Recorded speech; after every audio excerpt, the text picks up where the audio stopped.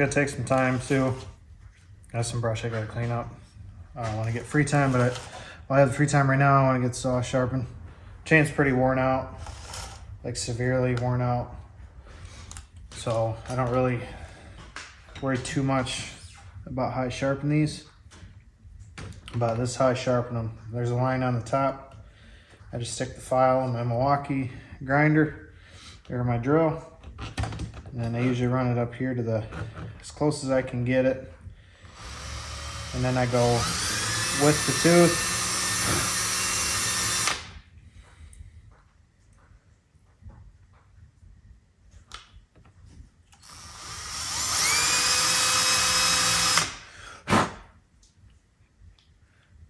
I got one more here.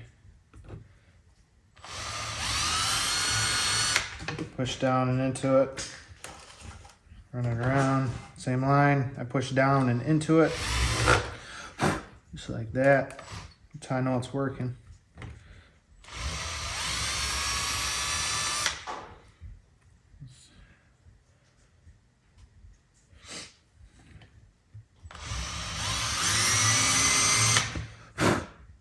I don't log, so not too worried about keeping it sharp like you're supposed to. I just do it this way because it works. And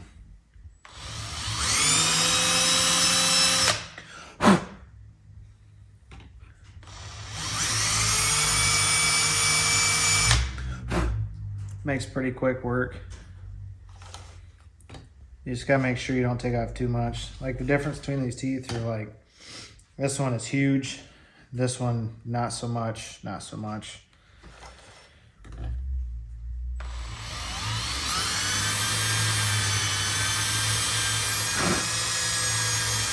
Gotta make sure you get it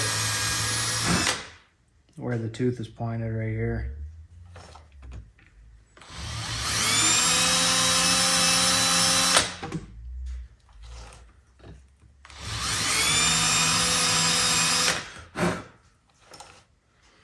Of course, Harbor Freight's got the little saw kit that you can use.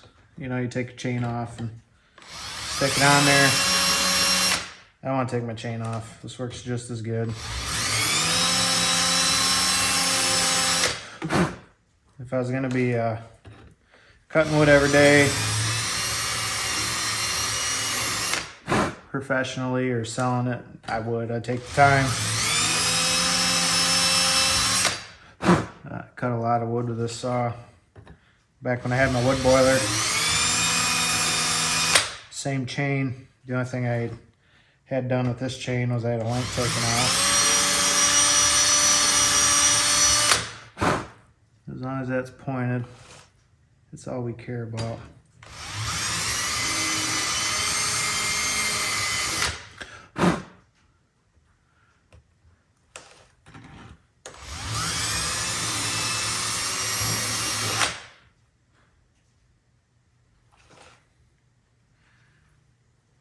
Okay, all those are done. Do the other side. I just flip the whole saw around.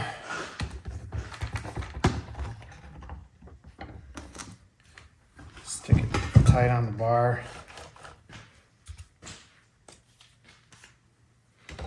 And I just change hands.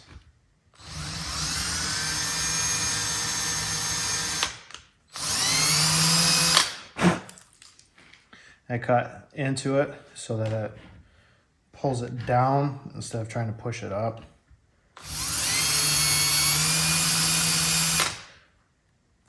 Can't really explain that better, but if I go the other way, it tries to push up and then you don't have as much angle on the tooth. It's more flatter, but it works.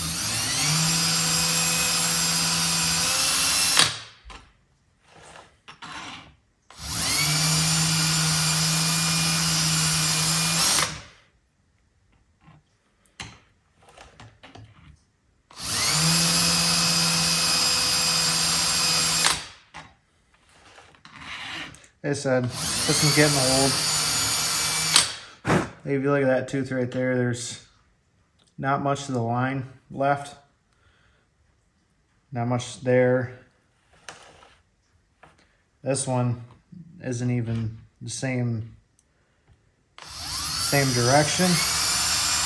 I must last time I used it, I must have hit it on something hard.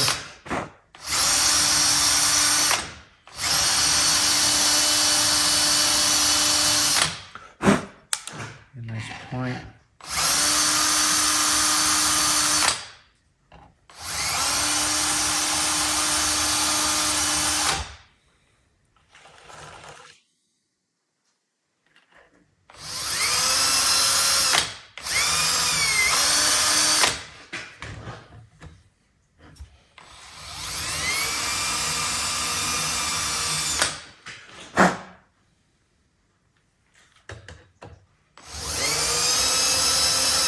I definitely hit a few things on these because my file's not sharpening like it was.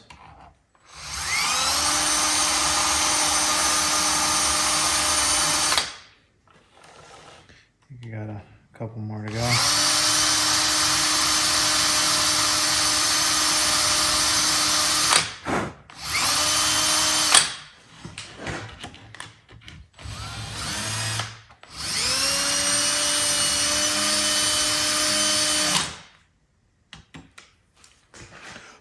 That one's really messed up.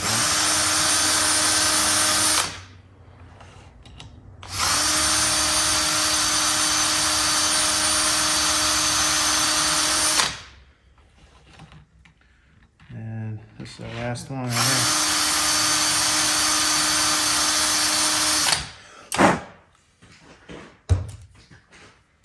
So you're looking at the points right here.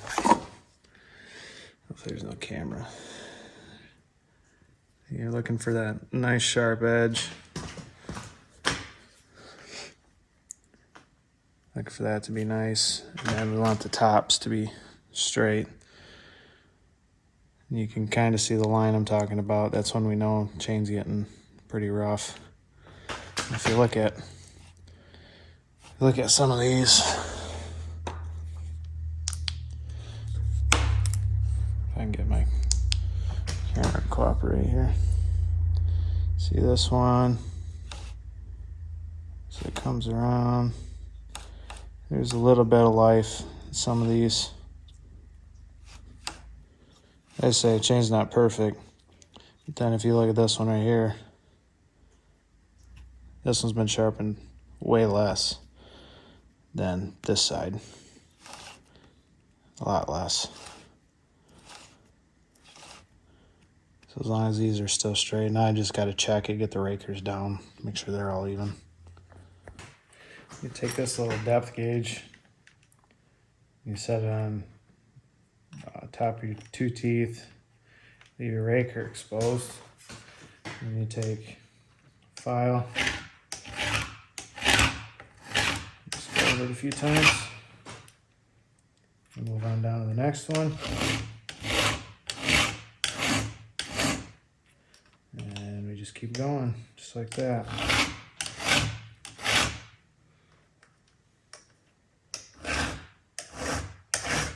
We're just barely taking off anything.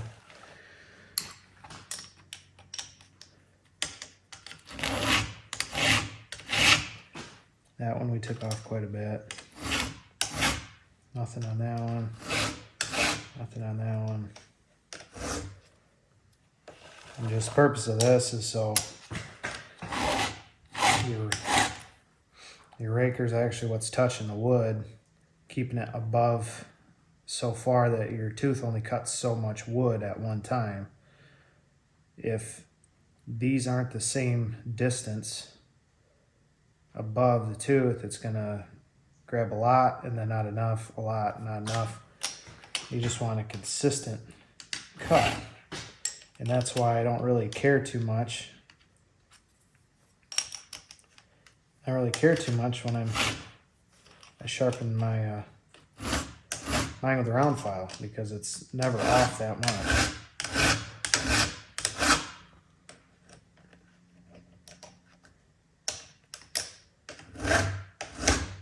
barely even tell the top's been touched on these.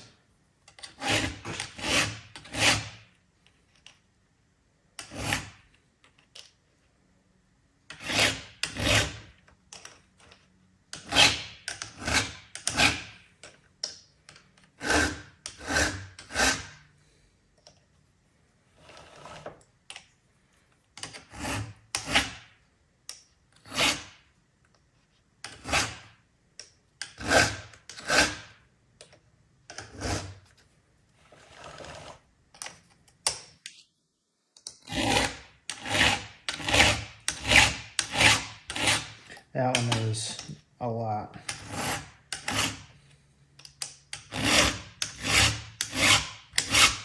That one there is quite a bit. Not really touching anything on this right side, but the left side for sure has got an awful lot.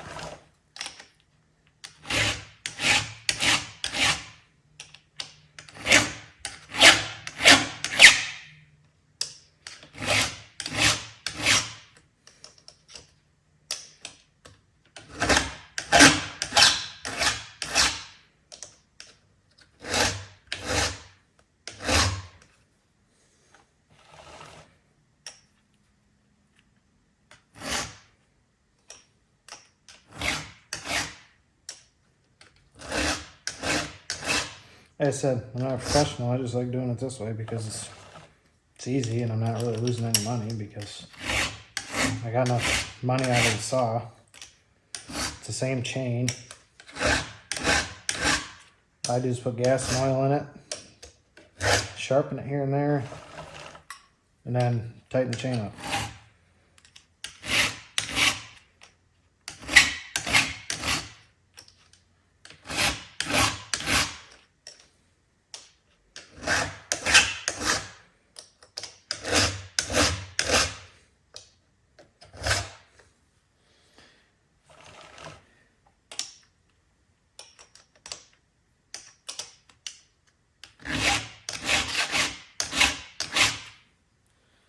Okay, so all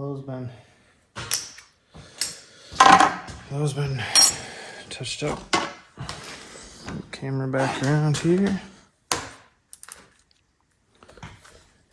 So when we're setting our little depth gauge on here like so, right there, you can see it sticks up, and then you just run your file over it. Move on down to your next one. And then right here is where you're going to put both your teeth, like so. See, and then you just run your file across it. So this side was wore down, or wasn't wore down as much as this side, which this side's been sharpened more, so that makes sense to where the farther this gets down, because these are angled out, as you sharpen them, they decrease in size from the top of the length to the top of the tooth. They go down, so then these make less material that this is taken off, so you want to make sure these are ground down. So it doesn't really matter if you have a little tooth and then a big tooth, as long as the depth is still right. So you're taking the same amount of material. Eventually you get too small, it's going to get hot really fast, it's going to dull faster, and eventually it's just going to break or it's going to bend, and then it's going to be done. So that's kind of what those marks are for. Once you hit those marks, it's time for a new chain. You should actually do it a little bit before that anyway, but like I said, we're just going to run it, and eventually we'll buy a new chain, but we're not logging, we're not professionals, so we're just saving time and money.